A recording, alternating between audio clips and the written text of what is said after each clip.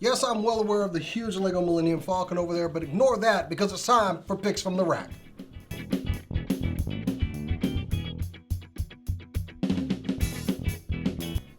Seriously, the time it took to build this thing, it's going to become a piece of furniture around here. So first up this week, Deadpool number 13. Now, if this seems like a bit of a thick book, it's because you're getting 4 books in all with this. It's a 4-part storyline that they kind of do 0.1 issues on for Power Man and Iron Fist, Deadpool, and Daredevil. So it's like 7.1 and 13.1. However, you are getting a 4-part story arc with this. And honestly, I was a little hesitant. If you're going to give me a crossover, go ahead and give me 4 books. But you know what? The story is pretty good. It's got Typhoid Mary in there. It's pretty much a banker who's run afoul of some mobsters, goes to Deadpool for help, and things just start to unravel. But it unravels very well with introducing Power Man and Iron Fist, and especially Daredevil. I like the interaction between the characters, even though it is a little bit Deadpool heavy. I'll go ahead and say that, but it does have his name across the cover. So otherwise, it's a $10 book. So I really took a risk getting this one. I didn't know if I wanted to or not. But it's a good little story. I liked it. I gotta say, they seems like they're putting Typhoid Mary as kind of a Harley Quinn character. Either way, Deadpool number 13, good read this week. Also this week, Punisher number 2. Now the first issue of this was really good, which had Frank run into one of his old Marine buddies, but also putting him afoul of the DEA. Frank's on the trail of some guys who are making a drug that basically makes you superhuman, insensitive to pain, higher speed, higher reflexes, and Frank don't like that none. But also, the DEA does not like that Frank Castle is in on their case because he will probably leave a pile of bodies along the way. Frank's really sure of himself, which I like for that character. He's super violent, but there is a point in this story where he's kind of somebody's gotten the better of him, I want to say. And it's an interesting place to see him in because then Frank has to use his mind, and usually he comes up with something pretty devious and violent. So yeah, Punisher number 2, really good book. And yeah, I'll be sticking with this one. Just, it's that good. And DC, you're pulling me back in. Green Lantern number 1. I have always loved the Green Lantern characters, one of my favorites. I think I've probably said that before. I just haven't liked what's been going on lately.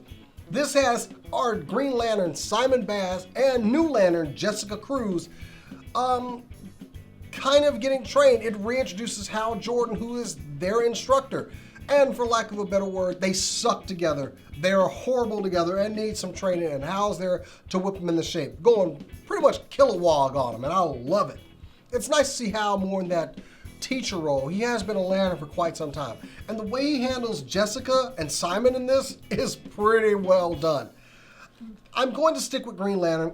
I like that Jessica Cruz is no longer powering. She's earned her place in the Green Lantern Corps, but she is new to all of this, to say the least. And Baz is kind of coming off as very cocky, like he's been doing it a while. I'm sorry, dude, you've been a Green Lantern for a hot minute as well.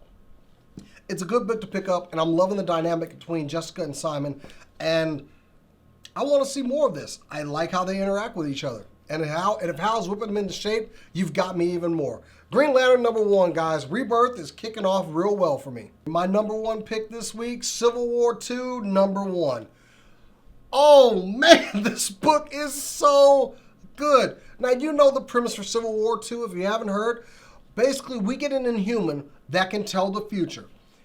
Tony Stark is against them using this kind of thing because it's only a matter of time before you abuse it. Yes, Hitler is a baby. Kill baby. The baby hasn't done anything is the whole argument he brings up. However, Carol Danvers, who has been being more proactive as a hero and wanting to take on these threats, sees this as a perfectly legitimate thing to use.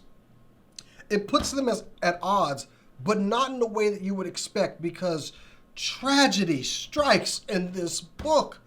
We see 2 major Marvel characters in peril. I don't want to spoil too much out of the book, but whoa, hit me right in the feels on some of this.